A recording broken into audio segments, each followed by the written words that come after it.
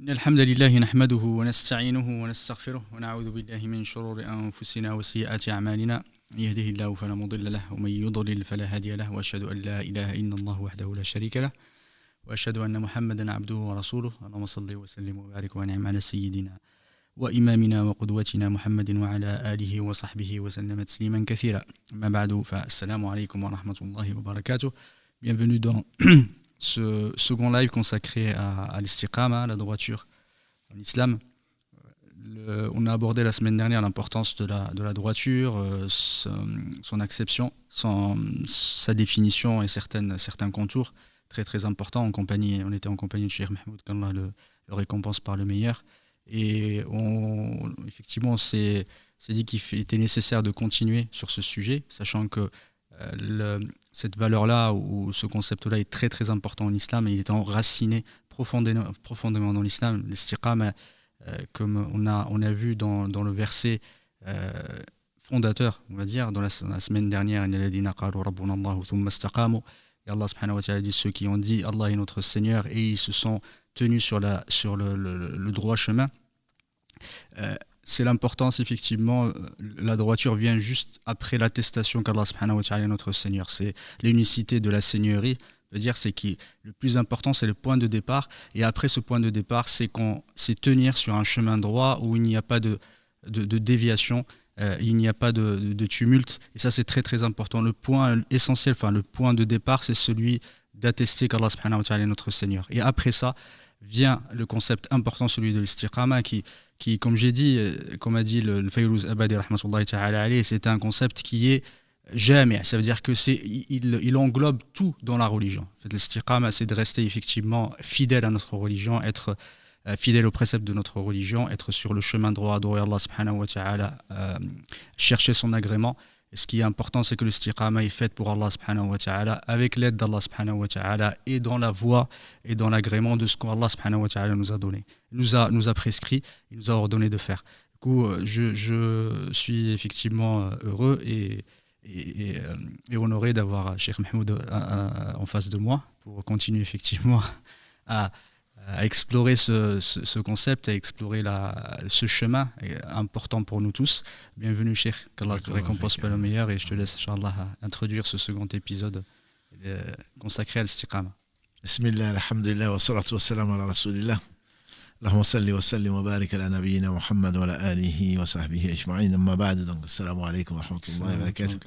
Si bien introduit, je crois qu'on est arrivé à la conclusion donc, du deuxième épisode.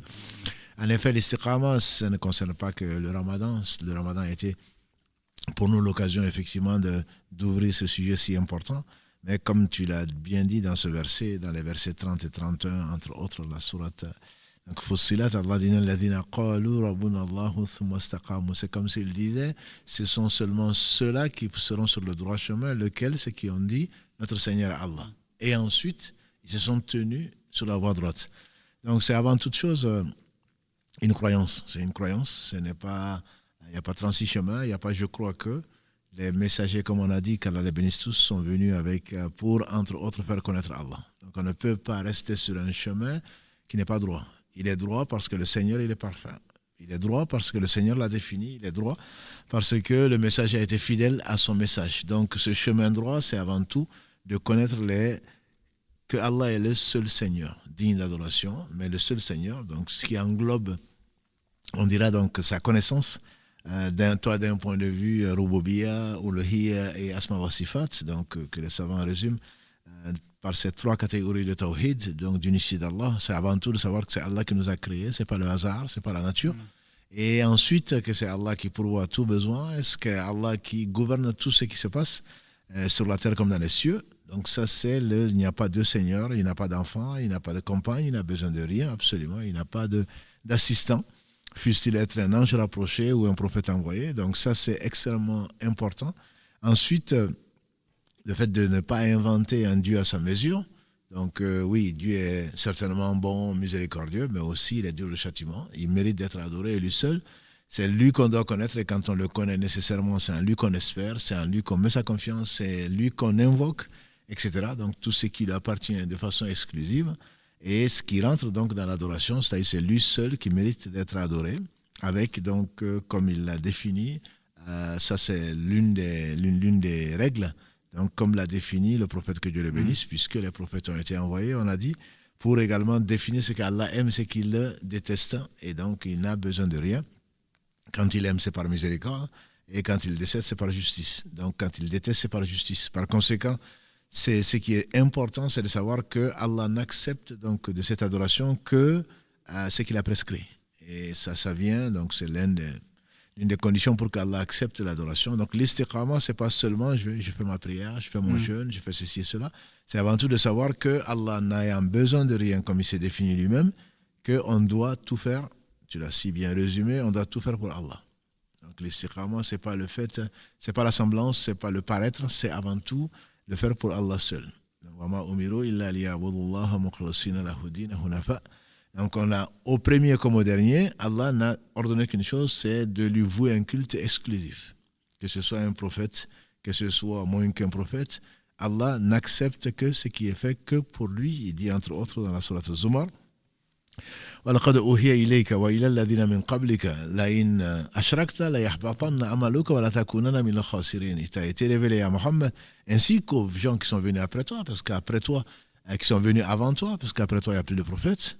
وَلَقَدْ أُوحِيَ إِلَيْكَ وَإِلَى الَّذِينَ مِنْ قَبْلِكَ, avant toi, لَئِنْ أَشْرَكْتَ لَيَحْبَطَنَّ عَمَلُكَ. Si tu avais associé ou si tu associes, tes actes seraient vains et donc nuls.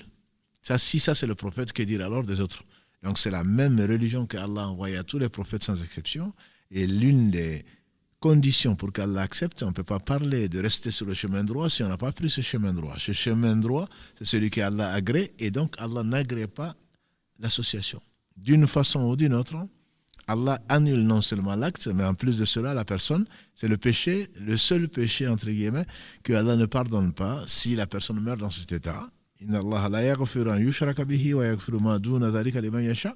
ne pardonne pas donc qu'on lui associe quoi que ce soit en dehors de cela, il pardonne à qui il veut. Par conséquent, c'est la pire des injustices. C'est donc la première règle, comment dirais-je, c'est le fait de le faire que pour Allah seul, tu l'as bien dit au début, et c'est également pour le faire avec l'aide d'Allah. C'est par Allah, ne pensons pas que parce que nous avons prié, parce que nous avons jeûné, parce que nous avons fait ceci et cela, qu'on pourrait le faire. D'où l'importance, disait Ibn Qayyim, qu'Allah fasse miséricorde, des 114 livres qu'Allah a révélés. Il les a résumés dans 4 ans, la Torah, l'Évangile, les psaumes et le Coran. Il a révélé les 3 premiers, résumé les 3 premiers dans le Coran, tout le Coran dans la Fatiha, et toute la Fatiha dans Iyyaka na'budu wa iyyaka nasta'in. Donc on ne peut rester sur un chemin que si Allah subhanahu wa ta'ala nous permet donc de le faire. Et on a vu dans le hadith, notamment dans les nuits de Ramadan, dans le hadith d'Abdallah ibn Abbas, radiallahu ta'ala anhuma, rapporté par l'imam Ahmad et Tirmidhi, entre autres, si tu demandes, demande à Allah. Et si tu demandes de l'aide, demande l'aide à Allah, à personne d'autre. C'est fondamental, puisque c'est même, on dira, c'est l'adoration, la demande, c'est le dua, ou dua dans le sens de talab. Demander, c'est certainement s'humilier, et c'est demander à un riche. Or, Allah seul est riche, et on doit s'humilier que devant Allah, et on a besoin d'Allah. On ne peut pas se passer d'Allah, comme pas plus que on ne peut se passer, donc bien plus que on puisse se passer de quoi que ce soit. Allah seul, subhanahu wa ta'ala, est l'indispensable, et donc c'est lui qui pourvoit tous les besoins, et rien n'arrive sans sa volonté. Par conséquent, quand on demande, on doit demander à Allah. Quand on demande de l'aide, dit le prophète sallallahu alayhi wa sallam à Ibn Abbas radiallahu anhuma, quand il demande de l'aide, demande l'aide à Allah. Donc dans tout ce que nous faisons, dans tout ce que nous entreprenons, nous devons demander l'aide d'Allah, ce qui prouve que on sait qu'il est omnipotent, qu'il n'arrive que ce qu'il veut, que rien ne peut lui résister, que nous on ne peut pas. Et je reviens encore sur ce dhikr que le prophète sallallahu alayhi wa sallam faisait souvent, la hawla wa la quwwata illa billah. Il y a de force et de puissance que par Allah subhanahu wa ta'ala. Donc tout bien arrive que par lui, par sa volonté. Et donc le fait de demander, de faire les choses, ces actions, quelles qu'elles soient, pour Allah seul et par Allah également. Et ce que tu as également dit, qui est la 3e condition, qui fait partie également des règles, c'est le fait donc de savoir que on ne doit faire les choses que par Allah, entre guillemets, c'est-à-dire sur l'ordre d'Allah.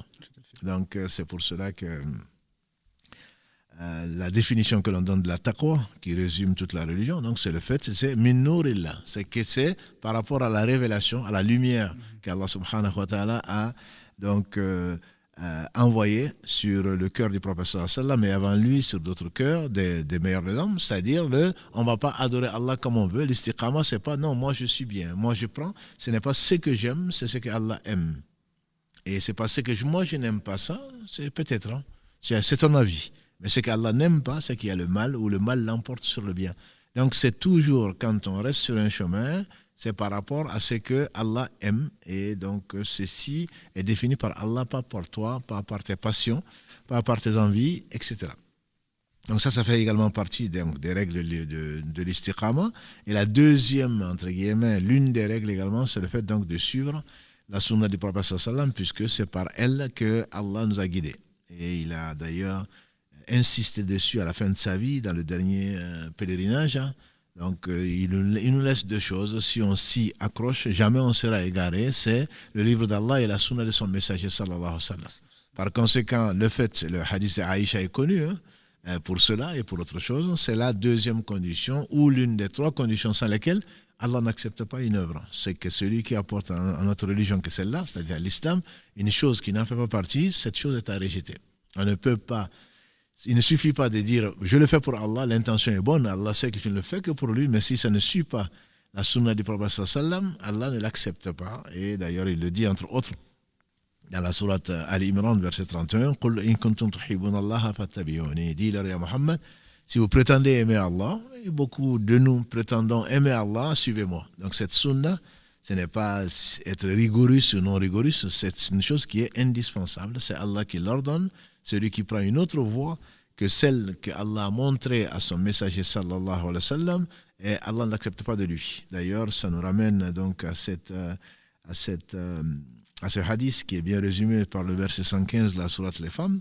Ce hadith où le prophète sallallahu alayhi wa sallam a dit les communautés d'avant nous se sont divisées. Il a parlé des juifs qui sont divisés en 11 parties, les chrétiens en sont 12, lui sa communauté en sont 13, toutes en enfer sauf une. On lui demandait mais laquelle c'est? Celle qui ne va pas en enfer, donc celle qui est restée, celle sur qui les anges descendent au moment de la mort, celle sur qui les anges les accompagnent dans cette vie et dans l'au-delà. Il a dit c'est ceux qui sont sur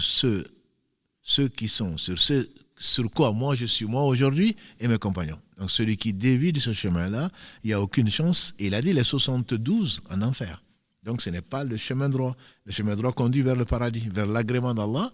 Pour être sur ce chemin, il faut nécessairement être dans ce groupe que Allah a sauvé, subhanahu wa ta'ala, et donc qui est un seul des 73 groupes, entre guillemets, un seul qui sera sauvé. Par conséquent, le fait de suivre cette sunna fait partie des règles. C'est pas toi qui définis la voie droite, c'est la voie d'Allah. Sirat Allah, il l'a dit, Allah a dit, c'est le chemin d'Allah, celui à qui appartient tout ce qui est dans les cieux, tout ce qui est sur la terre. Ce n'est pas le chemin de telle personne, ce n'est pas le chemin de telle école, ce n'est pas le chemin de tel cheikh, c'est pas le chemin c'est le chemin d'Allah. Sirat al-Mustaqim, c'est donc le chemin qu'Allah subhanahu wa ta'ala, le seul qui l'agrée et qui va vers son agrément et qui va lui vers sa satisfaction subhanahu wa ta'ala, en dehors duquel il n'y a que des sentiers. Donc ça, c'est voilà quelques règles, mais ce ne sont bien entendu pas les seules, mais des règles fondamentales sans lesquelles on peut prétendre certes être sur le chemin droit, être sur la guidance, mais c'est certainement de la déviance. C'est certainement de la déviance, et donc cette aide, il faut également savoir que cette aide donc, dont on a parlé, c'est Allah qui guide. Et tu commences ton discours à l'exemple du prophète sallallahu alayhi wa sallam, donc ma yahdihillahu fahuwa al-muhtadi. Le prophète alayhi wa sallam commençait par là, c'est une chose qui est fondamentale. Si nous sommes guidés, c'est grâce à Allah. Et sans la guidée d'Allah pour laquelle il nous a fait descendre le Coran, comme il le dit dans la sourate Al-Baqarah, verset 185, si le Coran a été décidé justement pour nous guider. Et donc cette guidée, c'est se guider sur le droit chemin, chose que nous répétons donc au moins 17 fois par jour, pour ceux qui n'ont pas d'excuses. Je pense à mes sœurs qui sont indisposées, etc. Donc on le demande parce que ça vient d'Allah. Moi, je suis sur le chemin droit, moi, je veux maintenir le chemin droit, c'est une prétention. C'est une prétention, c'est que le chemin droit, c'est un cadeau d'Allah subhanahu wa ta'ala. Celui qui guide, celui qui Allah guide, nul ne saurait l'égarer. Celui qui est privé de sa guidée, nul ne saurait lui montrer le droit chemin. Donc ça, c'est une chose importante, c'est même, je dirais, la première des règles quand on connaît son Seigneur, c'est vraiment de savoir que c'est Allah qui guide et c'est Allah qui égare par justice, il guide par miséricorde, subhanahu wa ta'ala. Également, donc, c'est également de savoir comme règle que c'est le cœur qu'il faut travailler. Ça, on a peut-être fait allusion à ce hadith de Anas ibn Malik, radiallahu ta'ala, où le prophète sallallahu alayhi wa sallam disait, la yastaqim iman abdu hatta yastaqima qalbu, jusqu'à la fin du hadith, wala yastaqima qalbu hatta yastaqima lisanu. Donc une des règles, c'est également la foi d'un serviteur ne sera droite que si son cœur est droit. Et donc c'est vraiment l'organe, comme le disait Nu'man ibn Bashir radiallahu ta'ala anhu, dans le hadith rapporté par Bukhari et Muslim, qu'Allah fasse miséricorde ainsi qu'à tous nos savants, et qui disait que le prophète sallallahu alayhi wa sallam a dit, n'est-ce pas qu'il y a un morceau de chair dans le corps, s'il est sain, tout le corps est sain, et s'il est corrompu, c'est tout le cœur qui est corrompu, n'est-ce pas que c'est le cœur. Et donc cet organe qui est central, certainement d'un point de vue appareil circulatoire, mais bien plus, qui est le siège de la foi et de la piété, est ce roi, aime à dire Ibn Qayyim ou d'autres savants, et c'est vraiment le roi qui gouverne tout. Si il est droit, si ses ordres sont corrects, et combien ces ordres ne seront pas corrects, si on suit les ordres d'Allah subhanahu wa ta'ala, c'est tous les membres donc, qui vont lui obéir. Les membres de l'armée qui vont défendre donc, ce cœur, ce précieux morceau. Et si malheureusement le roi est corrompu, comme ça peut arriver, certainement c'est tous les organes qui sont corrompus, puisqu'il va les amener à ce qui va les détruire, il va les amener à commettre des péchés, mais le responsable c'est qui? C'est lui. Donc ça c'est la place importante du cœur qui fait donc conclure, qui fait travailler les gens de science et qui travaillent beaucoup donc sur le cœur, pas pour être théorique ou je ne sais quoi d'autre. Le spirituel certainement est la base de toute chose, et Allah n'ayant besoin de rien, on a besoin de se rapprocher d'Allah, et Allah n'accepte que ce qui est pur. C'est pour cela que d'ailleurs certains, comme Omar ibn Khattab ou mieux que lui, Abu Bakr disait que l'istiqama, c'est le fait de ne rien associer à son Seigneur. Donc c'est vraiment de protéger ce cœur, et si le cœur est droit, c'est tous les autres organes qui le seront. Et donc, c'est vraiment ce précieux joyau qu'il faut travailler, qu'il faut juger, qu'il faut purifier au travers des actes, etc. Tu l'as dit la semaine dernière, revenir souvent repentant à Allah, puisque c'est vraiment pour... Le professeur Sallam a dit que le fils d'Adam fait un péché et un point noir donc s'installe sur son cœur, et il demande pardon, il revient vers Allah repentant grâce à Allah, le point noir s'efface. Sinon, il en fait plusieurs et le cœur devient rouillé. Donc, avec le verset de la sourate la Mutafifin 83 qu'il a récité, donc pour nous expliquer comment ce réceptacle, petit organe, est central et qui est vraiment le roi de tous les organes. Si ce cœur donc est pur, si ce cœur est droit, c'est tout le reste qui devient droit.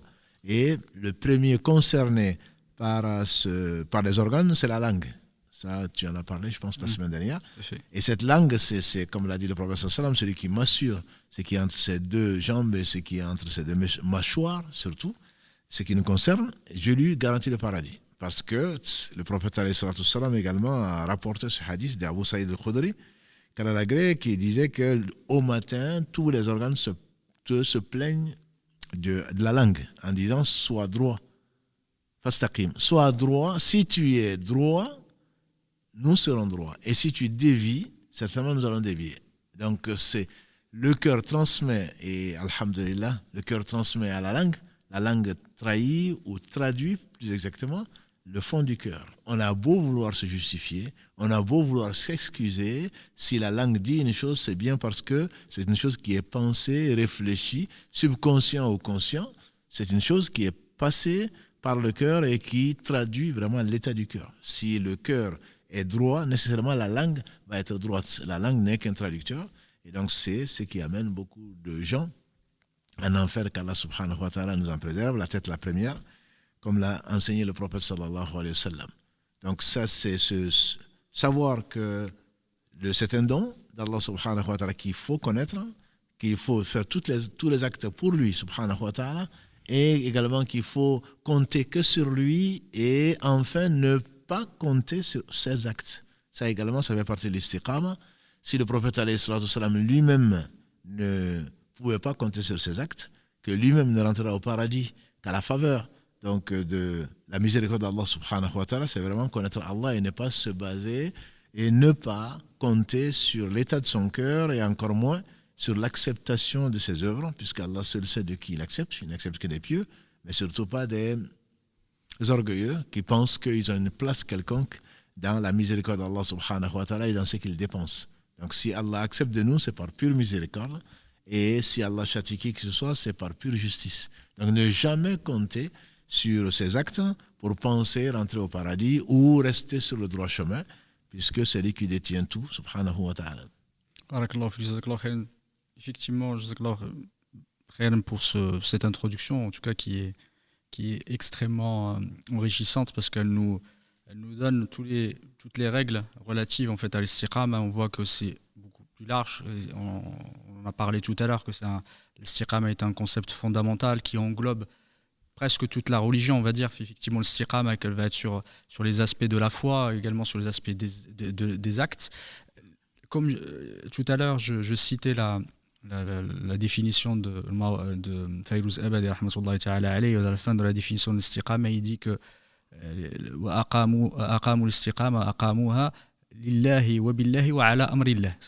qu'ils l'ont fait pour Allah subhanahu wa ta'ala, et grâce, avec l'aide d'Allah subhanahu wa ta'ala, comme tu l'as si bien expliqué, et selon la volonté d'Allah subhanahu wa ta'ala. Ala amrillah, c'est-à-dire qu'il faudra suivre le Coran et la Sunna, ce qu'Allah subhanahu wa ta'ala veut. Effectivement, c'est pas nous qui définissons le droit chemin. Et en parlant du cœur et de la croyance du cœur, qui est le cœur étant cette pompe, effectivement, qui sert à irriguer le corps de sang, mais c'est aussi ce qui permet d'irriguer tout le corps, effectivement, et de cette croyance, de cette droiture, comme tu as expliqué, barakallahu fik. Et ça me rappelle un petit épisode quand j'étais plus jeune. Et on avait un professeur, je ne sais pas s'il est encore vivant, qu'Allah lui fasse miséricorde et qu'Allah le récompense par le meilleur. Il y avait effectivement un élève, il avait fait quelque chose, effectivement, quelque chose qui n'était pas convenable, et le professeur l'avait repris. Il lui a dit non, il dit de toute façon le plus important, il a dit la croyance c'est dans le cœur, c'est le plus important. Et là, lui a répliqué, lui disant de toute manière, même Shaitan, il lui a dit, il a la croyance dans le cœur. Alors ça veut dire, il lui a dit c'est l'iman fil qalb. Il a dit comme ça. Enfin, c'est une expression assez courante. La croyance est dans le cœur, c'est-à-dire que peu importe ce qu'on fait, l'important c'est de croire. Et il lui a dit effectivement, même Shaitan, de toute façon, si c'est sur ce principe-là, même Shaitan, il est croyant. D'ailleurs, beaucoup par rapport à, si on prend ce principe, lui, effectivement, sa croyance en Allah subhanahu wa ta'ala, c'est une certitude. C'est un yaqin. Et du coup, en rebondissant sur ça, on a énormément de nos sœurs et de nos frères qui parfois se trompent, se fourvoient, parce qu'ils ont l'impression qu'effectivement la croyance, la foi en Allah subhanahu wa ta'ala est seulement dans le cœur, peu importe ce qu'on fait derrière. Et si tu pouvais, je voulais juste que si tu pouvais nous expliquer un petit peu plus que le concept de l'iman, de la foi, est beaucoup plus large en islam et qu'il faut faire très très attention par rapport à ça, qu'il faut faire attention aussi à ce qu'on fait dans la vie, et les actes aussi font partie effectivement de la foi. Effectivement, de ce rappel, on est nombreux à dire l'important c'est ce qui est dans le cœur, la bonne intention suffit, Allah lit dans le cœur, c'est vrai. Mais également, ce cœur-là, si vraiment il était sincère, s'il était sur la foi, s'il reconnaissait Allah comme Seigneur, il n'agirait pas comme toi tu agis. C'est surtout ça. Je ne vois personne en train de connaître son Seigneur et de lui désobéir sciemment. C'est pour cela d'ailleurs que les savants sont unanimes, à l'exemple des compagnons du prophète sallam, pour dire que toute désobéissance tient nécessairement de l'ignorance. Voilà. Parce que ce soit voulu ou pas, c'est de l'ignorance. Si on savait, jamais on n'aurait désobéi à Allah. C'est lui qui nous a créés sans besoin. À lui tout revient. Il est l'omnipotent, il est l'omniscient. Comment se fait-il que l'on ose, comme remerciement, lui désobéir? Si ça tient une chose, c'est que la parole d'Allah subhanahu wa ta'ala est vraie. Innahu kana zaluman jahula. L'homme est vraiment injuste. Allah lui a tout donné. Que dis-je? N'arrive que ce qu'Allah a voulu. Et Allah l'a préservé du mal. Allah lui a donné tout bien plus que ce qu'il mérite et bien plus que ce qu'il lui demande. Et malgré cela, On accepte de suivre nos passions. Donc c'est peut-être la sagesse pour laquelle Allah subhanahu wa ta'ala dit dans la sourate al-Fatiha, Ihdina sirata al-mustaqim, guide-nous dans le chemin droit, sirata alladhina an'amta alayhim. Le chemin droit, c'est lequel? On peut dire, oui, moi je suis le chemin droit. Mais Allah, comme il sait tout, il nous précise le chemin de ce que tu as agréé. Quel est le vrai chemin droit, Ya Rab? Le vrai chemin droit, c'est ce que tu as agréé, et on le connaît. Ce chemin, Allah le définit ailleurs, dans la sourate 4, verset 69. وَمَا يُطِعِ اللَّهَ وَالرَّسُولَ فَأُولَٰئِكَ مَعَ الَّذِينَ أَنْعَمَ اللَّهُ عَلَيْهِم مِّنَ النَّبِيِّينَ وَالصِّدِّيقِينَ وَالشُّهَدَاءِ وَالصَّالِحِينَ فَحَسُنَ أُولَٰئِكَ رَفِيقًا. Celui qui obéit à Allah et au messager, obéir à Allah et au messager, c'est nécessairement faire ce qu'Allah aime, ce que le messager alayhi salatu wassalam a fait parvenir et a pratiqué. Donc on ne peut pas prétendre être croyant, on ne peut pas prétendre qu'on a la foi. C'est facile de dire j'ai la foi. Les Bédouins ont déjà dit ça. Ils ont dit on a la foi. Allah leur dit dans la sourate 49, dis-leur ya Muhammad, ne dites pas vous avez la foi, dites plutôt vous êtes soumis. La foi n'a pas encore pénétré dans le cœur. Donc la foi a approché, la foi est rentrée dans le cerveau, la foi a fait le tour du corps si on veut, mais Allah dit la foi n'a pas encore pénétré dans le cœur. Et il dit quoi? La foi n'a pas encore pénétré dans le cœur. Et ensuite il dit innamal mu'minuna alladhina amanu billahi wa rasulihi thumma lam yartabu. Les vrais croyants sont qui? C'est Allah qui le définit, c'est pas toi qui définis. Les vrais croyants sont seulement ceux qui croient en Allah et à son messager, et ensuite ils n'ont plus douté.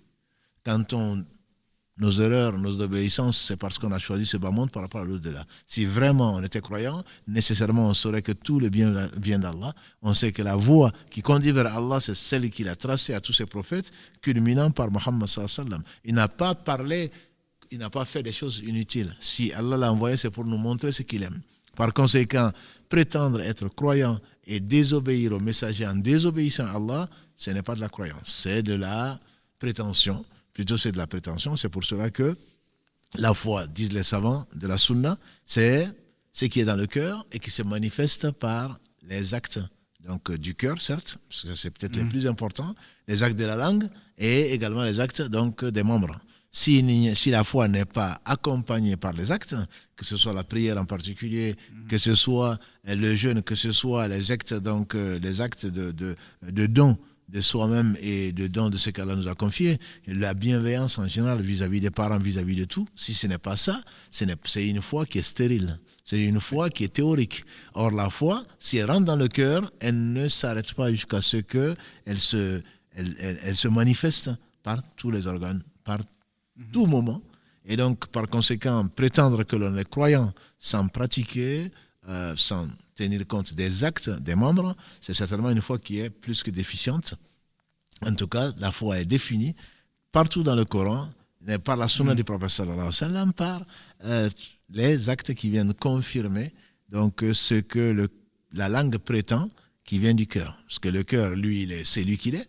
Si vraiment il est celui que l'on espère, nécessairement les organes vont lui obéir, que ce soit de la plus petite cellule, ou en tout cas ce que l'on voit comme membre le plus petit, jusqu'au plus grand des organes. Et donc par conséquent, il n'y a pas de foi sans manifestation par les membres. Sinon, comme le professeur en question a dit, même Shaitan, il est croyant. Absolument. Et Jaham, qui est connu pour être... On dit que même Shaitan est plus savant que Jaham, parce qu'il prétend que la foi c'est dans le cœur. Voilà, ça suffit. Or, Shaitan, au moins, a dit ce qu'il a dit. Il a accepté lors de la justice de son Seigneur et il a prétendu, par sa langue, il a affirmé donc qu'il croit à Allah subhanahu wa ta'ala, il croit au jour du jugement dernier. Ce ne sont pas les versets qui manquent. Et effectivement, Shaitan est probablement plus croyant que Jaham et que d'autres personnes de la communauté qui sont souvent prétendent sous le prétexte donc que la foi est dans le cœur, qui n'accompagne pas cette foi par des actes et qu'Allah subhanahu wa ta'ala aime et agrée. Je profite effectivement de cette... voilà, avant d'enchaîner avec ma prochaine question. On a une petite question, Inch'Allah ta'ala, un petit quiz qu'on a... Voilà, j'ai oublié tout à l'heure de l'introduire au début du live, mais j'en profite de le faire tout de suite. La question est la suivante. Quelle est la prière dans laquelle on récite la Fatiha 2 fois, une fois avant au début, avant la génuflexion, et une deuxième fois après le fait de se lever de la génuflexion, se mettre de droit. Du coup, on a effectivement pour chaque raka'a 2 fois la Fatiha. Du coup, quelle est cette prière? Du coup, Inch'Allah Ta'ala, on va offrir un petit livre qui s'appelle Comment j'ai découvert l'islam par Émilie Bramley, si je prononce bien le nom. Voilà, comment j'ai découvert l'islam. Barakallahu fikum. Effectivement, on attend vos réponses, Inch'Allah Ta'ala. Ensuite, pour cette question. Tu as bien, effectivement, tout à l'heure parlé d'un sujet important. Cheikh Islam Ibn Taymiyyah rahmatullahi ta'ala alayhi a écrit un livre qui s'appelle Istiqama. C'est un livre qui était dédié à l'Istiqama, où il a parlé. Le sujet important de ce livre-là, c'est effectivement de rester sur la voie droite et d'éviter toutes les déviations. Tu en as parlé tout à l'heure, les déviations qui ont été créées par certains innovateurs, que ce soit sur les fondements de notre religion même, sur les éléments de foi et de dogme, mais également sur les actes d'adoration et autres. Quel est le comportement que doit avoir le musulman face effectivement à ces hérésies, face à ces innovations qui peuvent nous dévier de ce chemin? Quand tu as parlé tout à l'heure qu'il n'y a qu'un seul chemin, c'est un chemin droit, unique, il n'y en a pas d'autres. Alhamdulillah, et même certains, parfois, malheureusement, ils reprennent une parole, parfois même ils disent qu'effectivement c'est un hadith du prophète alors que ça ne l'est pas. Effectivement, la divergence de ma communauté est une miséricorde, ce n'est pas vrai. Effectivement, la divergence, en tout cas les conflits n'ont jamais été une miséricorde.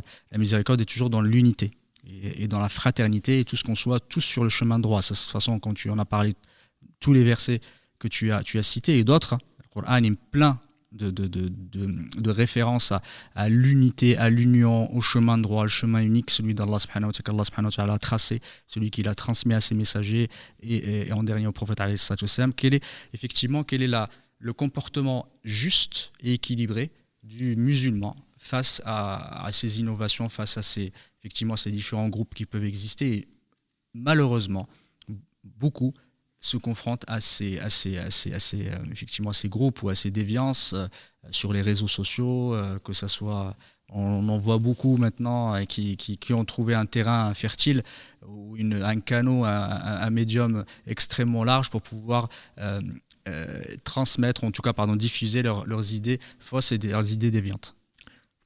C'est un sujet tellement important, probablement qu'on reviendra dessus si Allah le veut, donc c'est à d'autres occasions. Parmi les sectes, donc, il y a les coranistes. Parmi les sectes, il y a, je ne sais, ceux qui prétendent qu'ils ont une voix autre qu'eux. Comme on fait le dire à l'imam Malik, Allah fasse miséricorde, celui qui prétend, celui qui apporte une innovation, quelle qu'elle soit, en matière de religion, encore une fois, il faudrait que la chose soit claire. Innovation, on ne parle pas de technologique. Mais innovation, donc on a déjà défini que en matière d'adoration, tout est interdit sauf ce qui est permis. Celui qui s'accroche à ce qui a été donné au prophète sallallahu alayhi wa sallam, certainement il est sur la droite voie. Allah n'accepte que cela. Et en matière d'autres choses, dans les mu'amalat, tout est permis sauf ce qui est interdit. Donc dans l'islam, c'est tawqifi. Dans le dogme, dans l'adoration, c'est arrêté. On ne peut pas, ne te prends pas pour un réformiste. وَإِذَا قِيلَ لَهُمْ لَا تُفْسِدُوا فِي الْأَرْضِ قَالُوا إِنَّمَا نَحْنُ مُصْلِحُونَ. Quand on leur dit ne dévie pas, ne fais pas des innovations, ne corromps pas la terre, non, nous on est des réformateurs. C'est ce qu'on encourage aujourd'hui sur les chaînes et ailleurs. Non, c'est sur les réseaux sociaux. Non, celui-là c'était quelqu'un d'ouvert, c'est quelqu'un il est ouvert à quoi? Il est ouvert à l'innovation, il est ouvert à la fausseté. Là, s'il y a une chose qui est préservée, qu'Allah a préservée, c'est bien sa religion. Donc par conséquent, le critère c'est quoi? Comme le dit Ibn Qayyim, quand il fasse miséricorde, al-ilm, qala Allah, qala Rasulullah, qala as-sahaba. La science, c'est que celle qui est la science avec un grand S, c'est Allah a dit. Il a révélé à son prophète et les compagnons ont suivi. En dehors de ça, il n'y a pas de science. Tout ceci, c'est de la théorie. Et donc, dire que j'adore Allah, tu ne peux pas adorer Allah que en suivant la droite voie. D'ailleurs, ça me donne l'occasion. Allah est généreux avec moi et avec tout le monde. C'est l'occasion de revenir sur le jeûne des 6 jours.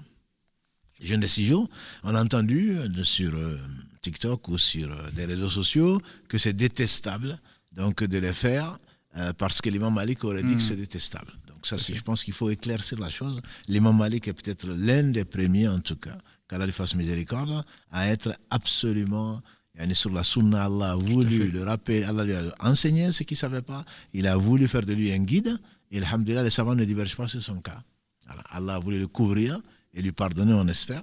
Voilà. Donc il n'a jamais un hadith venu du prophète sallam ne peut être renié ou qui puisse le contraire.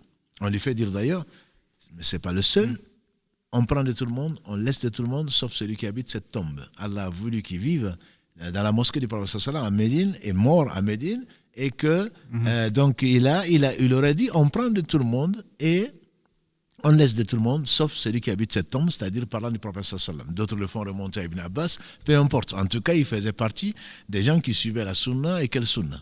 Et il a dit également que cette communauté a été reformée par ce qui a été révélé au prophète sallam, et il n'y a pas d'autre forme de retour vers Allah que par cette application. Donc il est connu.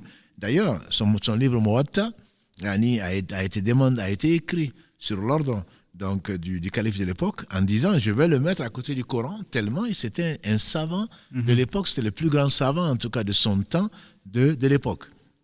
On ne peut pas lui attribuer des choses qui vont à l'encontre de ce qu'a dit le prophète sallam.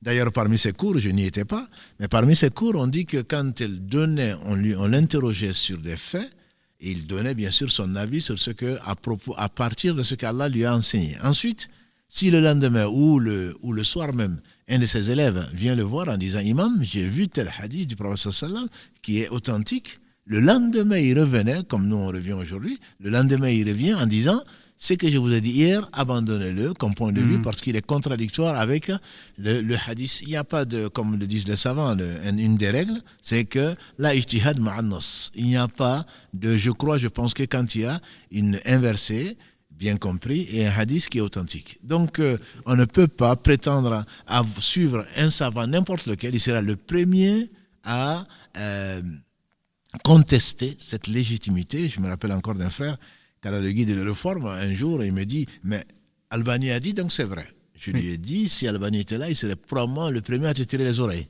Par qui est Albani pour dire que c'est vrai? Non, Allah a dit, donc c'est vrai. Le prophète a dit, donc c'est vrai.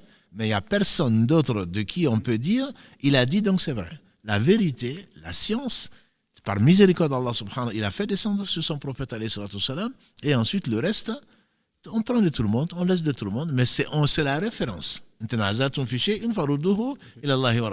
Si vous divergez en quoi que ce soit, revenez, renvoyez la chose, cette divergence à Allah et à son messager, comme tu dis,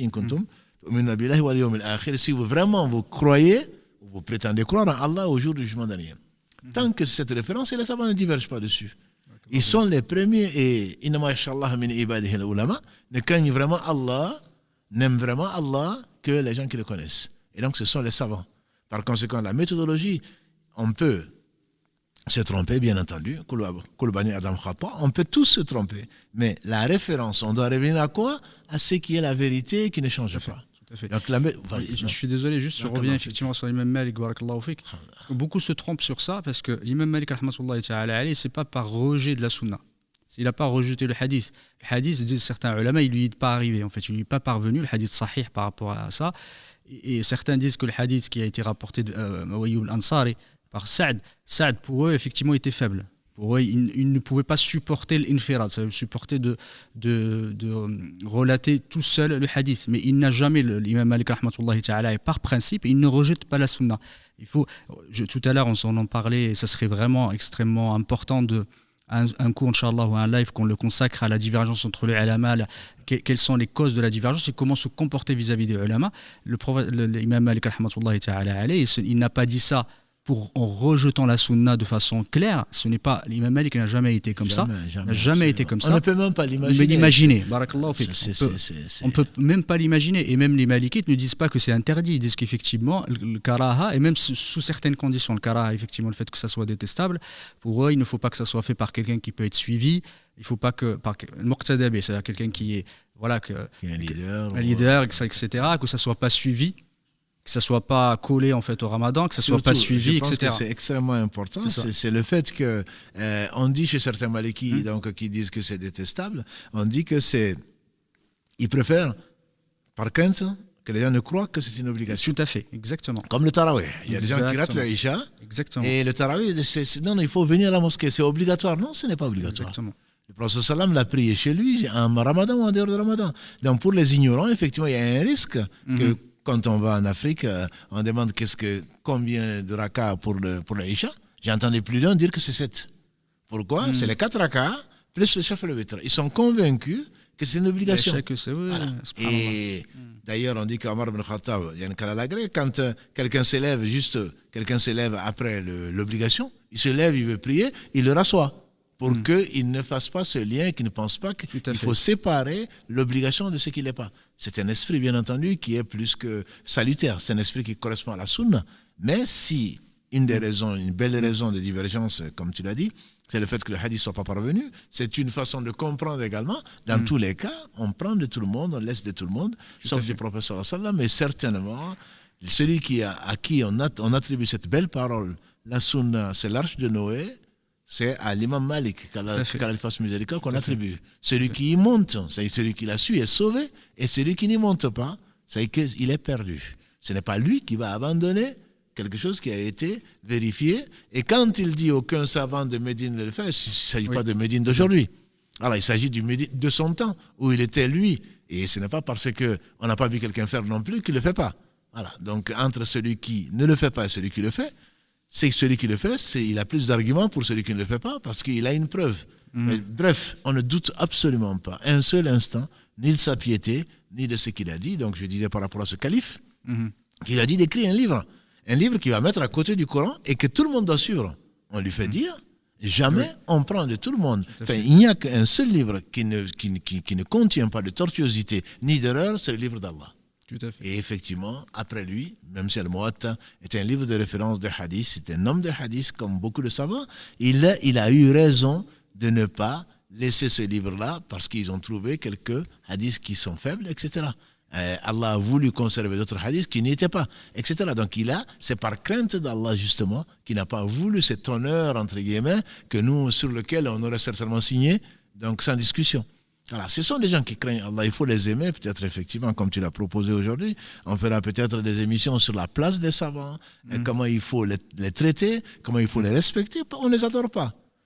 Quelle que soit la personne, elle reste un homme après le prophète sallam, mais c'est par pur respect. Je dirais même, ils prieront pour nous, ils intercéderont pour nous si Allah le leur permet, parce que justement, on ne les a pas suivis dans l'erreur ou dans ce là où ils n'ont pas vu juste. Au contraire. C'est les aimer, c'est justement les dédouaner, entre guillemets, quand on sait bien entendu que ce qu'ils ont fait. Je pense que c'est extrêmement important que les gens sachent que ce n'est pas parce qu'on a quelque chose contre l'imam Malik ou quelqu'un d'autre. Qui sommes-nous? Qui sommes-nous? Les grands savants, ils disent, nous ne sommes que des nains sur les épaules de géants. Voilà. Et Sirat al-Mustaqim, l'istikhama, c'est aussi ça. Ce n'est pas être attaché à un cheikh, c'est pas parce qu'on ne les aime pas. Au contraire, c'est parce qu'on les aime justement qu'on leur évite de leur coller des choses qu'Allah n'aime pas. En tout cas, barakallahu fik, c'est vraiment important de faire ce rappel. Et effectivement, la droiture, c'est ça aussi. La droiture, c'est ne pas se référer au Coran et à la sunna du prophète alayhi salatu wassalam.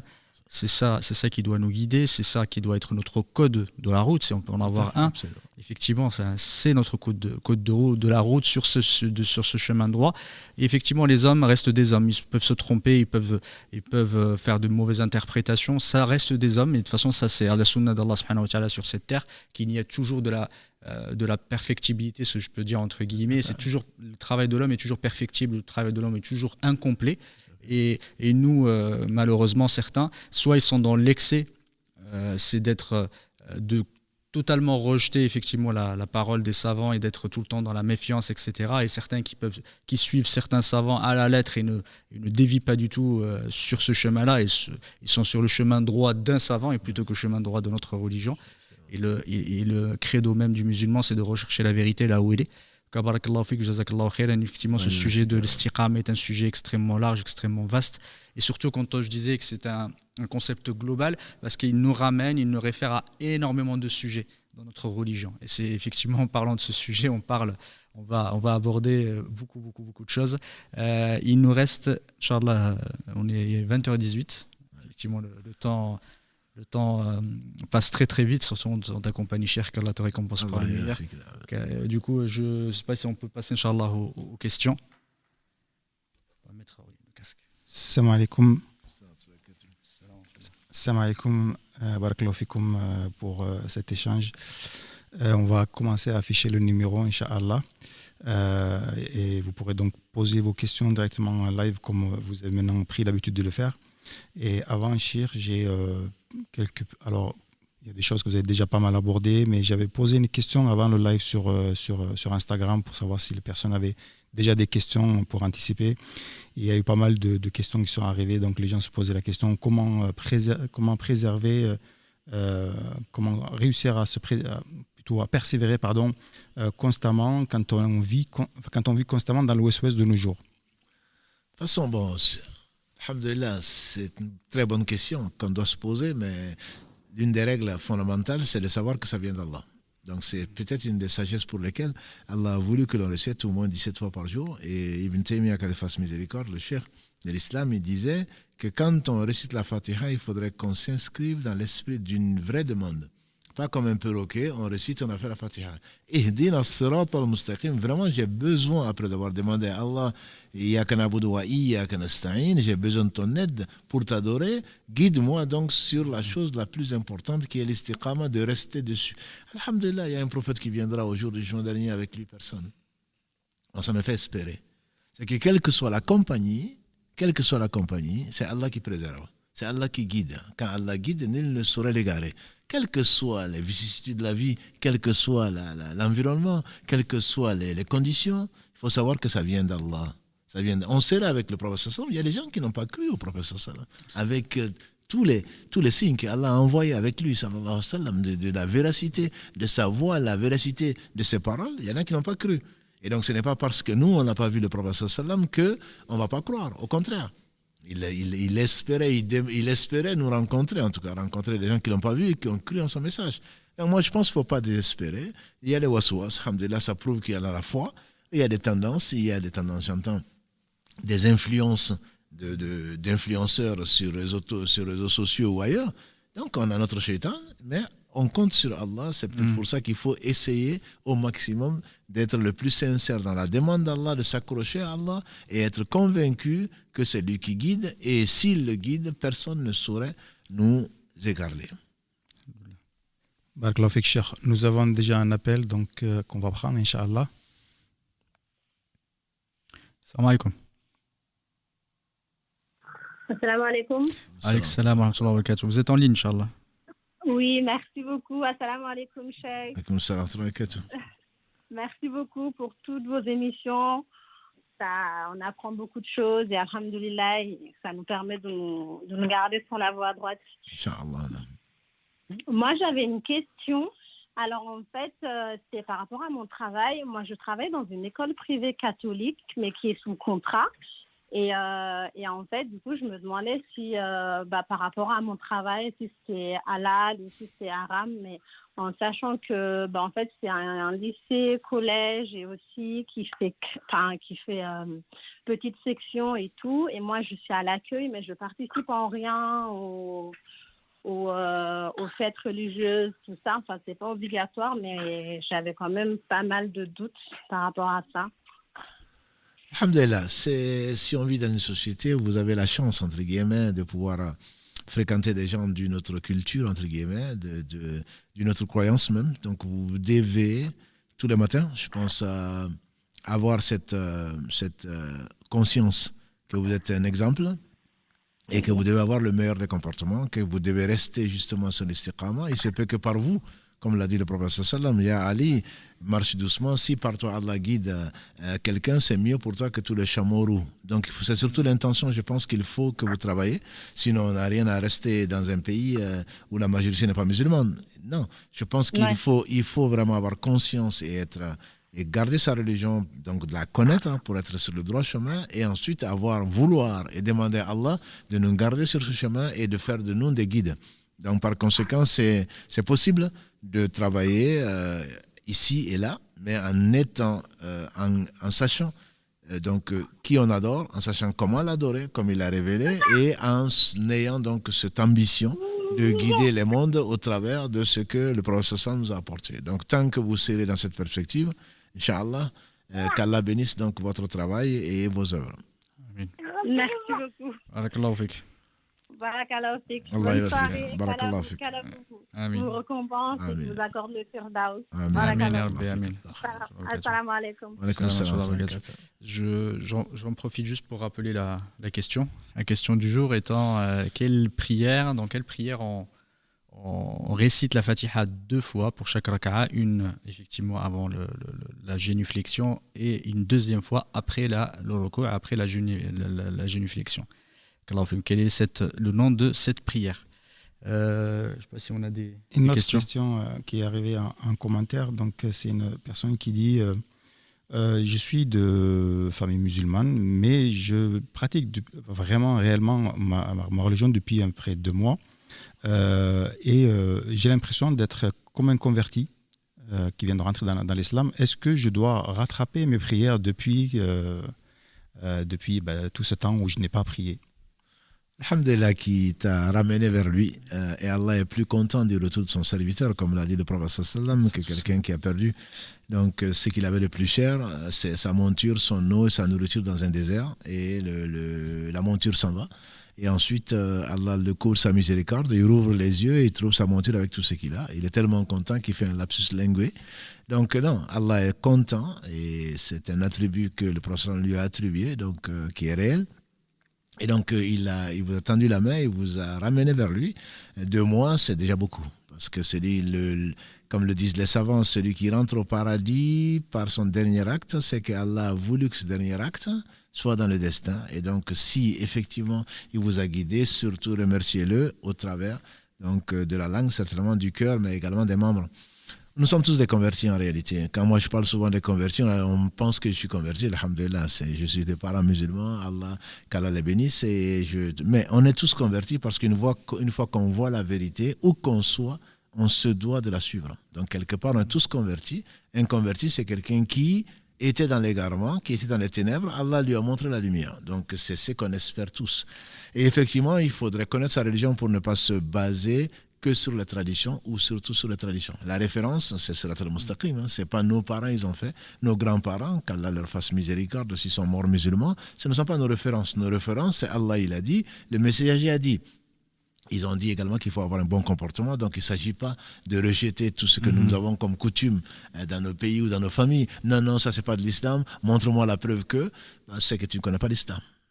Allah subhanahu wa ta'ala n'a pas révélé le Coran ou l'islam pour arabiser entre guillemets les sociétés, c'est pour islamiser les sociétés. Et que tout ce qui est bon dans une communauté, tout ce qui est bon dans les comportements des gens, Allah est venu pour le confirmer. Et tout ce qui est mauvais, Allah subhanahu wa ta'ala a envoyé son livre plutôt pour le changer. Donc c'est vraiment de la réforme, mais c'est pas forcément la réforme donc des sociétés, c'est la réforme de ce qui est mauvais dans les sociétés. Donc, de ce point de vue-là, je comprends tout à fait, tu es un converti, je suis un converti, nous sommes tous des convertis, mais il faut également garder à l'esprit que tout ce que Allah t'a apporté au travers des parents et de ta société, il y a du bien dedans. Il ne faut pas rejeter le bébé et l'enfant avec l'eau du bain. Il ne faut pas jeter le bébé avec l'eau du bain. Donc, ce qu'il y a, tu vois dans ce qu'Allah t'a donné, ce qu'il y a de vrai, de vrai dans les communautés et dans les traditions, tu les appliques, et ce qui est faux, tu essayes de t'en écarter et tu essayes d'enseigner également au travers de ton comportement de la meilleure façon. On verra Inch'Allah dans les lives prochains. Appelle au chemin de ton Seigneur par la sagesse et par la bonne exhortation. Il ne s'agit pas de non, mais vous saviez rien, nos parents ils diront, mais ils étaient des associateurs, ils étaient ceci, ne les juge pas. Juge-toi toi-même et remercie ton Seigneur de t'avoir guidé. À partir de ce moment-là, il se peut que Allah te maintienne sur la voie droite et effectivement fasse de toi également un guide. Barakallahu fik. On va prendre un autre appel, mais juste avant, un petit message, notamment sur les personnes qui sont sur YouTube, qui apparemment se plaignent, quelques-uns se plaignent comme quoi il y a des coupures de son.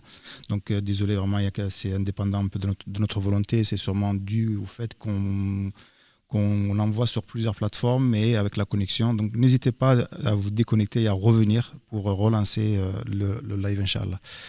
On va prendre un autre appel. Salam alaikum. Vous êtes en ligne, Inch'Allah. Salam alaikum. Vous m'entendez? Alaikum salam. Salam alaikum. Wa alaikum salam wa rahmatullahi wa barakatuh. Vous êtes en ligne, Inch'Allah. Oui. Alaikum salam wa rahmatullahi wa barakatuh. Excellent. Vous pouvez poser votre question. Je voudrais savoir concernant le don d'organes pour nous, les musulmans. Qu'est-ce que vous pensez? On n'a pas à penser. Qu'est-ce que l'islam en dit? Donc, alhamdulillah, l'islam en dit que les dons d'organes, il y a une divergence. On verra ce que ça veut dire, les divergences dessus.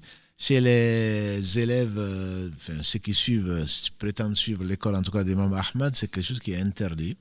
Interdit parce qu'il ne faut pas toucher, le mort est sacré comme le vivant l'était. Donc il ne faut pas toucher à quoi que ce soit, mais l'avis majoritaire des savants, c'est que c'est permis.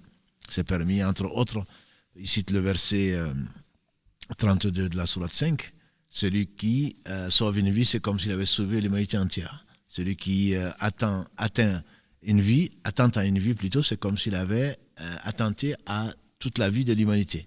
Donc, l'avis majoritaire, à ma connaissance, c'est la permission, mais à 3 conditions. À 3 conditions. La première condition, c'est que ce ne soit pas un suicide caché, entre guillemets, qu'on ne doit pas donner un organe unique. Celui qui veut, parce qu'il a son enfant qui est malade ou son épouse qui est malade, lui donner son cœur, ce n'est pas permis. Il faut constater une mort au moins cérébrale pour pouvoir prélever l'organe en question. C'est que la personne qui donne, elle est déjà morte cérébralement. Ça, c'est une des premières conditions. Sinon, c'est un suicide. Bien entendu, c'est interdit. La deuxième condition, c'est qu'il faut que ce soit quelque chose d'utile. On ne va pas donner quelque chose qui ne fonctionne pas, entre guillemets, et qu'on va donner parce qu'on aime la personne. Si ce n'est pas utile, s'il y a des machines, s'il y a autre chose qui sont plus efficaces que ce qu'on va donner, ce n'est pas permis. Troisième condition, il faudrait que ce soit gratuit. Il faut que ce soit gratuit, en ce sens qu'on ne va pas vendre, comme il y a eu des émissions sur différentes chaînes de télé, en Inde ou ailleurs, à cause de la pauvreté. Certains ont vendu un rein de leurs enfants ou autre chose pour pouvoir manger. Bien entendu, c'est une honte et une interdiction formelle de le faire, à pousser les gens à vendre un organe ou autre chose, que c'est complètement interdit. Donc il faudrait que ce soit gratuit. Il y a au moins ces 3 conditions, Mohamed, je ne sais pas si tu en connais d'autres, il y a au moins ces 3 conditions sur lesquelles les savants insistent. Il faudrait que ce ne soit pas un organe unique, il faut que ce soit utile, il faut que ce soit également gratuit. Et donc, si quelqu'un, alhamdoulilah, donne un organe, un rein ou autre chose, on en a 2, Allah a voulu celui, c'est si, ou si quelqu'un est mort cérébralement et que son cœur peut servir à alimenter, alhamdoulilah, alimenter donc la vie de quelqu'un d'autre, on espère pour lui que sa vie va continuer au travers de celle-là et qu'il aura la récompense. Et également, il faudrait que ce soit gratuit. Moi, ce sont les 3 conditions que je connais pour permettre donc le don d'organes. Ça, c'est l'avis majoritaire, encore une fois. Je ne dis pas que c'est le seul, parce que je pense que malheureusement, les gens citent non, c'est haram, non, c'est... Il y a, alhamdulillah, bien que, comme l'a cité ici Mohamed, ce n'est pas un hadith, la divergence de ma communauté serait une miséricorde, non. C'est qu'ils ont divergé. Ne soyez pas comme ceux qui ont divergé, qui se sont divisés dans leur religion, ou qui est la religion d'Allah. Non, la divergence. Mais là, il s'agit de divergence d'opinion sur des textes qui existent, et ils ont compris d'une certaine façon ou pas. Il serait peut-être urgent, effectivement, de traiter les savants, pourquoi ils divergent, etc. Mais, en résumé, moi, je pense que l'honnêteté intellectuelle, c'est de donner les avis des savants. Et ensuite, chacun, alhamdulillah, et de donner leurs arguments, si c'est possible, et que chacun se détermine en connaissance de cause, en fonction de ce qui le convainc comme argument, pas en suivant un tel ou un tel. Alhamdulillah. Inch'Allah, on va... Oui, désolé, il y a juste rappeler peut-être que quand vous posez vos questions, essayez d'éteindre en tout cas ou de baisser le son de votre ordinateur ou de je ne sais pas sur quoi vous êtes. Donc ça, il y a un écho et ça perturbe un petit peu. Avant de reprendre un appel, juste une question qui vient d'arriver, c'est Chir. Il y a une personne qui dit comment savoir si dans notre pratique, on est sincère ou si on est même hypocrite. Et est-ce vrai que cela a un rapport avec la prière du Fajr? Et il faut faire attention parce que les uns et les autres, notamment nos savants modernes là sur Google, prennent un hadith. Le prophète sallam il a dit que les prières les plus difficiles pour un hypocrite, c'est les prières du matin et du soir. Il n'y avait pas EDF, il n'y avait pas l'électricité et effectivement il fallait ne viser que l'agrément d'Allah pour se faufiler dans les ténèbres pour aller à la mosquée.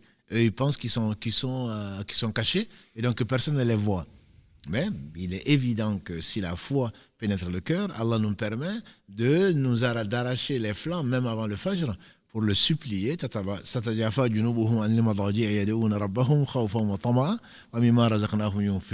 dit dans la sourate 32, leurs flancs s'arrachent. Et donc, surtout quand on a envie de dormir, que l'on se lève pour faire le Fajr, c'est bon signe pour nous. Ça ne veut pas dire qu'on n'est pas hypocrite. Mais l'hypocrisie dont il s'agit, c'est l'hypocrisie des gens qui veulent apparaître, qui veulent faire apparaître la foi alors qu'ils ne sont pas croyants. Il s'agit vraiment de l'hypocrisie, la grande hypocrisie, voilà, qui fait mériter le pire, le bas-fond, le fin fond, le tréfond, même de l'enfer. Comment qu'Allah nous en préserve. Après, comment est-ce qu'on sait qu'on est sincère? Moi, je réponds par la question inverse. Quand on n'est pas sincère, on le sait. Et on dit, Ibn Ali Moulay, qu'Allah lui fasse miséricorde, dit qu'il a rencontré 30 compagnons du prophète sallallahu, parmi lesquels Asma, parmi lesquels Aïcha, parmi lesquels Ibn Omar, parmi lesquels Abu Huraira, d'autres qui, aucun ne prétendait avoir la foi de Jibril ou de Mikaïl, mais tous craignaient d'être hypocrites. Donc le fait, on fait dire à Hassan al-Basri, qu'Allah lui fasse miséricorde, ne craint l'hypocrisie que celui qui n'est pas hypocrite. Donc le fait de craindre l'hypocrisie, c'est une bonne chose, entre guillemets. Mais le fait de penser qu'on n'est pas hypocrite, c'est pas bon signe. Mais je suis certain, pour l'avoir vécu, quand on n'est pas sincère, on le sait. Quand on est sincère, Allahu A'lam. Ça, il ne faut pas se purifier, il faut essayer d'éloigner toutes les causes. La raison, une des sagesses pour lesquelles le prophète alayhi salam nous a enseigné que tout ce qui n'est pas obligatoire, mieux vaut le faire en cachette. Parmi les 7 qui seront sous l'ombre du trône, c'est celui dont la main gauche ne sait pas ce que la main droite a donné. Donc tout ce que l'on veut faire pour Allah, pour éliminer les tentations et éloigner Satan de nos actions, c'est le faire en discrétion quand il faut le faire en discrétion. Quant à la prière obligatoire à la mosquée ou autre chose, on ne peut pas être discret. Donc tout ce qu'il faut faire en public, il faut le faire en public. Mais tout ce que l'on peut éviter de faire en public, parce qu'on peut avoir de l'ostentation ou autre chose, mieux vaut le faire en privé. Donc il faut demander à Allah de toute façon la sincérité, parce qu'Allah n'accepte que ce qui est sincère. Et je reviens encore et ça fait peur. Les 3 premiers combustibles de l'enfer, c'est celui qui a appris le Coran par cœur, pour qu'on dise qu'il a appris le Coran par cœur. Celui qui a donné matin, midi et soir, celui qui a donné sa vie, ce sont les 3 premiers combustibles de l'enfer, qu'Allah nous en préserve. Donc celui qui n'a pas fait une chose pour Allah, c'est sûr qu'Allah ne l'accepte pas. Donc il faut, grâce à Allah, lui demander la sincérité. Et comme le dit mieux que moi, il n'y a pas une chose plus difficile à l'âme que la sincérité. Tout à fait. Il est extrêmement difficile d'être sincère parce que l'âme ne gagne rien. Et donc, il faut travailler, encore une fois, on a parlé du cœur, il faut travailler son cœur, savoir qu'Allah sait tout. Il sait absolument tout. C'est lui qui a créé le cœur, c'est lui qui a tout créé. Il sait si on est sincère ou pas. On peut se voiler la face, on peut faire croire qu'on est sincère, on peut même se mentir, mais on ne peut pas mentir à Allah. Donc, si on est animé par ça, grâce à Allah, on espère que Allah va nous donner la sincérité. Amen. On va prendre des appels, Inch'Allah. C'est moi, je suis en ligne là. Oui, tout à fait. Salam alaikum. Salam alaikum, Sir. Salam alaikum. J'ai une question par rapport au E120. Je ne sais pas si vous savez. C'est un additif pour les yaourts et tout. Et je voudrais savoir si c'est halal ou pas. Parce que j'ai vu plein d'articles sur Internet, mais il y a tellement de divergences là-dessus que je voulais directement poser la question. Je dirais, comme le fils de l'imam, ça dépend. Il y a des divergences sur la question. Moi, j'adopte le hadith du prophète sallam, da'ama yuribuk ila ma la yuribuk. Tu seras tranquille. Hein? Abandonne ce qui te met dans un doute pour ce qui ne t'y met pas. Je ne dis pas que c'est halal, je ne dis pas que c'est haram. Mais le principe, c'est que du fiqh, c'est tout ce qui, même impur, qui a été transformé au point de ne y reconnaître ni le goût, ni l'odeur, ni la couleur originelle, Il donne souvent l'exemple d'un porc qui tombe dans un marin salin. Il devient du sel. Et je ne connais pas de divergence entre les savants pour dire que c'est du sel et que ce n'est pas parce qu'il était du porc qu'il s'est transformé qu'il est devenu. Donc si l'additif en question, E220 ou tout ce que l'on veut, venait d'une chose qui était impure, et j'espère que ce n'est pas les triglycérides dont on va me parler, que je connais très bien, que je sais même écrire, voilà. Et c'est les triglycérides, il paraît que les monoglycérides, il paraît qu'on les fait par synthèse. Donc aujourd'hui, on n'a pas besoin d'aller prendre la graisse parce que les gens font circuler beaucoup d'informations qui sont fausses. Ils sont que des perroquets et ils répètent ça. Et répéter, c'est mentir quand on n'en connaît pas la source. Donc il faut faire très attention. Si les gens étaient aussi exigeants avec le E220 qu'ils le sont avec leurs prières, je pense qu'ils seront au paradis, Inch'Allah. On insiste souvent. Je ne dis pas que ce n'est pas important, c'est important. Mais il faut donner à chaque chose son importance. Voilà. Donc, la connaissance d'Allah, l'amour d'Allah, la pratique de ce qu'il a rendu obligatoire est bien plus important que ces jeunes qui viennent avec une bouteille de bière et puis qui demandent si la viande est halal. Voilà. Donc il faut vraiment, je pense, il faut aimer Allah, il faut lui demander l'aide et il faut s'écarter de ce qui est douteux. Après, il ne faut pas juger les choses seulement dans le halal et le haram, parce qu'une chose peut être haram pour quelqu'un, alors qu'Allah le permet, parce qu'elle ne sait pas, parce qu'elle a cherché, parce qu'elle est tombée, etc. Parce qu'on voit beaucoup de divergences. Il n'y a pas de boucherie halal aujourd'hui. Non, mais tu ne vas pas demander à un boucher, est-ce que c'est halal ou pas? Mais quand tu vas devenir dans son magasin, tu vas trouver du haram dedans, ben moi je m'en méfierai. Je ne vais même pas lui demander, je vais aller acheter ailleurs. Voilà, donc on est souvent dans cette logique de halal et haram. Je ne suis pas vraiment sûr que ce soit la bonne logique. Je n'ai peut-être pas répondu à ta question, mais j'espère avoir fait le tour. Alhamdulillah. Alhamdulillah. Ouais. Barakallah fikum. Allah yarshik. On va enchaîner avec notre appel, Karim. Allô? Assalamu alaikum. Wa rahmatullah. Vous êtes en ligne, Inch'Allah. Enfin, vous pouvez poser votre question. Merci. On vous écoute. Allez-y. Alors, salam alaikum. Alaykoum salam wa rahmatullah. Alors, j'aurais une question. Récemment, je suis partie au cimetière. Bon, je vous avais déjà posé la question, mais c'est pour faire un rappel général, en fait. Et sur certaines tombes, on pourrait voir certains Corans, des petits Corans avec comme couverture le nom d'Allah. Bon, ça m'a fait un peu mal au cœur de voir ça, parce que c'était à même le sol, sous la pluie, sur la terre, et c'était surtout pas le lieu où on pouvait poser un Coran. Et du coup, pour moi, je pense que c'était pas. Vous avez parlé d'innovation. Est-ce que c'est pas le début d'une innovation? Voilà. C'est même pas le début d'une innovation, c'est plus que le début. Non, c'est plus que le début. C'est quand on adore Allah, l'adoration commence par la science. On n'a pas le droit, ma grand-mère, où j'ai vu une tombe à côté, elle est bien fleurie, donc je vais mettre des fleurs. J'ai vu une tombe à côté, on m'a dit que non. On n'adore pas Allah dans l'ignorance. Donc il faut, Allah ordonne à son prophète sallallahu alayhi wa sallam, dans la sourate qui porte son nom, Muhammad sallallahu alayhi wa sallam, le verset 19, Allah dit Fa'alam annahu la ilaha illallah. Sache qu'il y a d'autres êtres dignes d'adoration que Allah.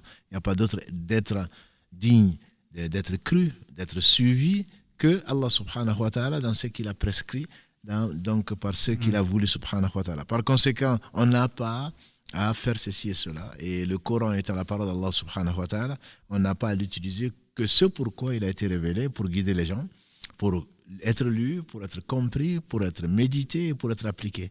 Donc le mettre sur une tombe en espérant que, ou aller mettre des litres d'eau parce que les défunts auraient soif ou je ne sais quoi d'autre, sont des innovations, c'est sûr. C'est basé sur l'ignorance, on n'a pas à le faire. On n'a pas non plus à mettre ni à embellir avec du marbre ou avec des élévations, avec des mausolées. Le prophète sallallahu alayhi wa sallam maudit un certain nombre de pratiques. Donc il faut apprendre sa religion. Avant de le faire, il faut demander, poser des questions. Parce que Allah a parfait sa religion, il l'a conservée notamment. Donc c'est sûr que ce n'est pas le début d'une innovation, c'est une innovation qu'Allah nous pardonne et nous enseigne ce qui nous sera utile et nous protège contre les conséquences de nos péchés. Ce n'est certainement pas une chose à faire. Moi, j'ai même vu un Bouddha sur une tombe. Hein. Voilà, absolument. C'était à Cornebarieux. Je ne sais pas si ça a changé ou pas. Mais voilà, donc il y a tout et son contraire. C'est pas du tout basé sur la science, pas du tout. Pas du tout. Et les gens ne font que répéter. Malheureusement, comme le disent les savants, tout donne naissance à son fils, entre guillemets, sauf l'innovation qui donne naissance à son père. Voilà. Donc, quand on voit à côté ceci, on comprend donc que c'est possible. Donc, non seulement ce qu'on a fait interdit, mais en plus, les gens qui vont nous suivre dans cette pratique, on aura leur péché. Comme l'a dit le prophète sallallahu alayhi wa sallam, tout sang qui coule injustement des fils d'Adam remonte jusqu'à Caïn qui a tué son frère Abel. Donc, et il y a des gens qui meurent et leur péché reste. C'est qu'ils ils sont morts, mais ils ont inventé des choses sur la religion et les gens qui les imitent ou qui les écoutent, ils auront leur péché bien qu'ils soient morts. Donc, c'est effectivement une innovation et ce n'est pas la seule, malheureusement. Tu fais bien effectivement de le rappeler parce que cette pratique-là, c'est la première fois que j'entends ça parce que pour moi, c'est même pas c'est les gens, c'est l'ignorance. Je pense même pas qu'ils ont des précédents, des personnes qui leur ont dit de faire ça. Parce que parfois, il y a des innovations qui viennent d'avis, etc. Pour se dire qu'ils se sont référés, il y a des savants, etc. Mais là, c'est vraiment de la pure ignorance. Je pense que de l'ignorance extrême que de faire ça. Je pense qu'il n'y a aucun savant qui ait un minimum de science qui autoriserait à ce qu'on pose un Coran sur une tombe et partir. Ça, c'est vraiment de la... Je pense même que c'est au-delà de la simple innovation, c'est la profanation. C'est de la profanation. C'est de la profanation. Effectivement, la parole d'Allah subhanahu wa ta'ala est sacrée. C'est qu'elle dit, je ne suis pas sûr effectivement que ce soit le Coran, c'est peut-être des inscriptions, des versets ou d'autres choses dans dans la porcelaine, pensant que ça va protéger je ne sais quoi. D'accord. Enfin, dans tous les cas, je ne dis pas que c'est pas mieux, mais c'est quand même interdit, absolument. Je pense qu'on va... C'est le dernier appel, après on va arrêter là, Inch'Allah. Et je pense que la question était un peu difficile, j'ai l'impression. Il n'y a pas beaucoup de réponses. Tu poses des questions difficiles. Ah mais, alhamdoulilah, il faut mériter le livre. Hein. C'est pas... On verra, vous aurez le temps d'y réfléchir d'ici la semaine prochaine, Inch'Allah. On fera la question. Vous êtes en ligne. Vous pouvez poser votre question. Allô, salam alaikum. Alayk salam wa rahmatullah. J'appelle, merci d'abord pour tout ce que vous faites pour nous éclairer par rapport à notre religion et que Dieu vous le rende au centuple. Amen. Actuellement, il y a un grand débat. Nous sommes généralement de l'école de l'imam Malik en Afrique. Donc, il y a un grand débat en ce moment. Beaucoup de gens disent que l'imam Malik ne serait pas d'accord avec le hadith qui demande de jeûner les 6 jours de Shawwal et que cela donnerait donc la récompense d'une année à ceux qui auraient jeûné le Ramadan. Donc j'aimerais avoir l'avis du cheikh par rapport à cela. Est-ce que l'imam Malik effectivement n'a pas jeûné, dit n'être pas au courant de cet hadith? Alhamdulillah, Allah a voulu, effectivement, si vous réécoutez, on a passé presque 5 minutes, voire plus, sur cette question-là tout à l'heure. Peut-être que vous n'étiez pas là, on a beaucoup insisté sur l'imam Malik, c'est l'un des imams, l'un des hommes que Allah a favorisé par sa science, respecté par tous. Mais encore une fois, certains disent qu'il n'a pas connu le hadith, d'autres disent que le hadith ne lui est pas parvenu ou dans tous les cas s'il l'a dit, il ne s'est jamais opposé à la sunna, au contraire il a été donné comme modèle. Donc c'est pas parce qu'il a dit une chose, on a dit on prend de tout le monde, on dit de tout le monde, on prend de tout le monde, on laisse de tout le monde, on le fait dire même lui que on prend de tout le monde, on laisse de tout le monde sauf celui qui est dans cette tombe, c'est-à-dire le prophète sallallahu alayhi wa sallam. Donc s'il a eu le hadith, certainement il aurait, c'était un savant du hadith, il n'est pas le seul, c'est un savant du hadith, mais si d'autres savants du hadith disent que le hadith il est valable, certainement il aurait été le premier à l'appliquer. Donc il ne faut pas diviniser les gens avec tout le respect qu'on a. Et personnellement j'ai appris de cette école-là. Donc pour ceux qui pensent que je suis d'une autre école, je ne suis d'aucune école, mais j'ai appris et j'apprécie beaucoup, alhamdulillah, ses points de vue et les points de vue de l'école. Donc ce n'est pas s'opposer à l'imam ou à son école que de faire ceci, cela. Simplement la vérité prime sur le reste et on n'a pas à être dogmatique entre guillemets. Au jour du jugement dernier, on ne va pas dire où sont les Malikites rentrés au paradis, ensuite il sera les Hanbalites, ensuite non.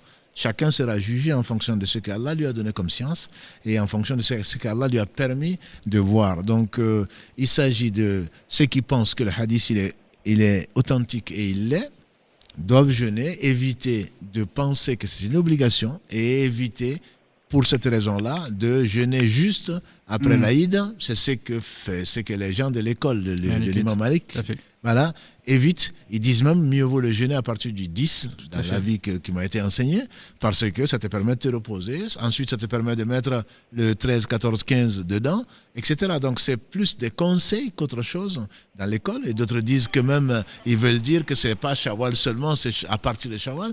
Donc, il y a beaucoup d'avis sur cette question-là. Dans tous les cas, alhamdoulilah, ce n'est pas quelque chose d'interdit, ça c'est certain. Et dire que l'imam Malik, qu'Allah lui fasse miséricorde, s'il a vraiment dit, parce qu'il y a tellement de choses qui sont dites, il faut d'abord le vérifier, et ensuite, s'il a dit, il a ses raisons, mais ces raisons peuvent être valables ou ne pas être valables. Donc il faut le mettre dans un contexte, il faut surtout éviter de diviniser qui que ce soit. Et je me rappelle, j'étais pas là, mais on dit qu'Ibn Abbas, qu'Allah l'agresse, quand son père était accoudé plutôt à la Kaaba, et on a demandé quelle est la meilleure forme de Hajj.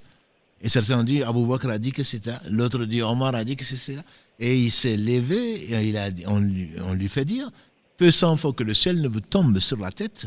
Je dis que le prophète sallam a dit que c'est ça, et vous me dites, Abu Bakr a dit, Omar a dit.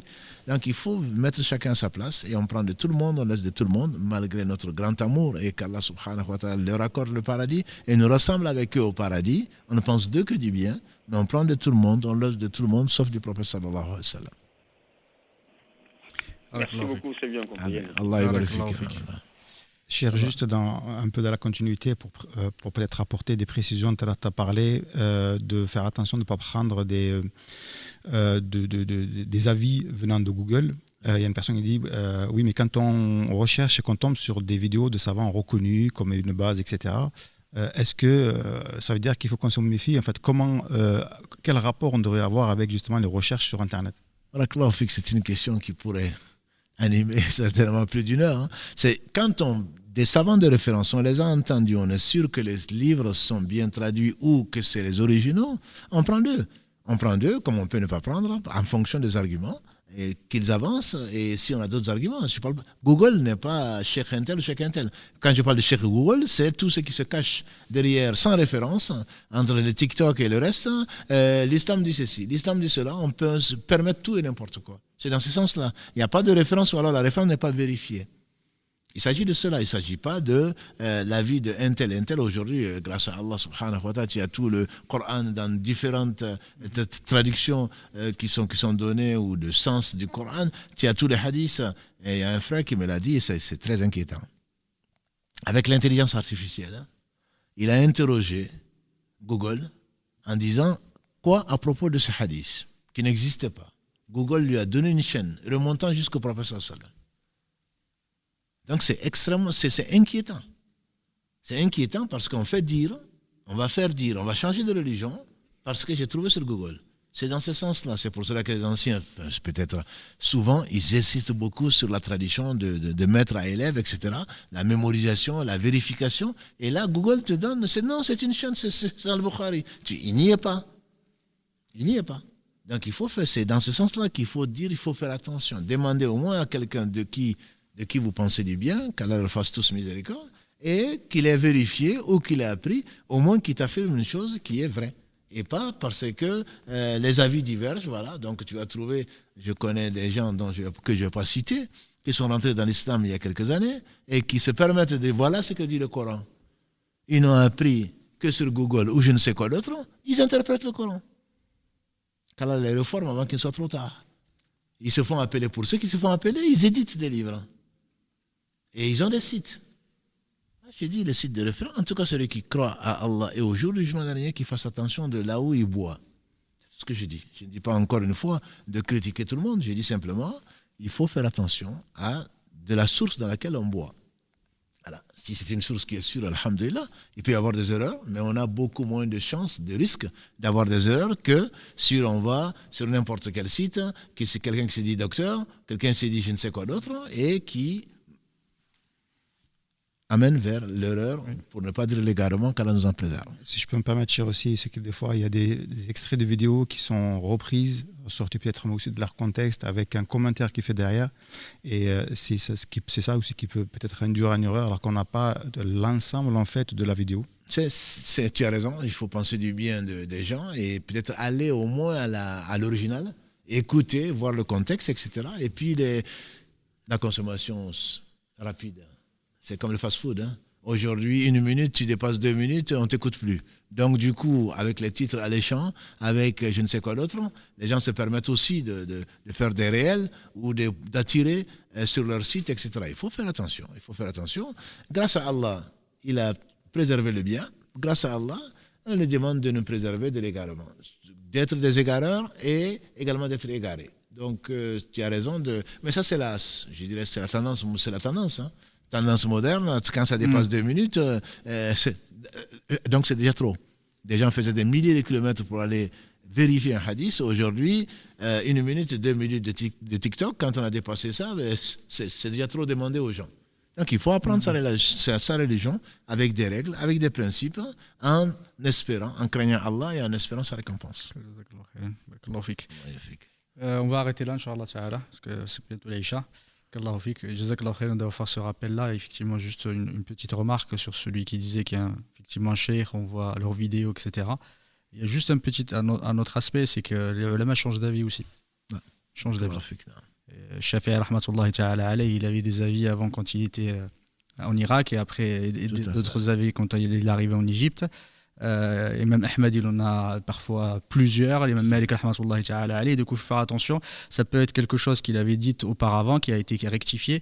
Il ne faut pas se fier effectivement seulement à ça. Vaut mieux, je pense que la meilleure façon, c'est de demander à quelqu'un du vivant, effectivement de son vivant, qui vous donne ou qui vous rectifie ou qui vous donne l'avis, plutôt que de se baser seulement sur des vidéos, des extraits, parfois qui peuvent être parfois mal interprétés, coupés de leur contexte. Des fois, ça commence, effectivement, on a l'impression que le savant est plutôt pour un avis et si on termine, on a l'impression, effectivement, il n'est pas de cet avis-là. Ça, Tabari, rahmatullahi ta'ala alayhi, il avait beaucoup cette tendance et des fois, on a l'impression qu'il citait l'avis, on a l'impression que c'était son avis, alors qu'en fait, ce qu'il fait, c'est qu'il cite l'avis et après, il donne son avis à la fin. Et si on ne fait pas attention, qu'on lise totalement effectivement l'extrait son interprétation, mais ce tafsir du Coran, parfois on peut pas dire que Imam Tabari a dit un tel ou un autre alim a dit quelque chose. Il faut faire très très attention par rapport à ça. Qu'Allah subhanahu wa ta'ala vous récompense et vous facilite et nous amène le bien là où il est.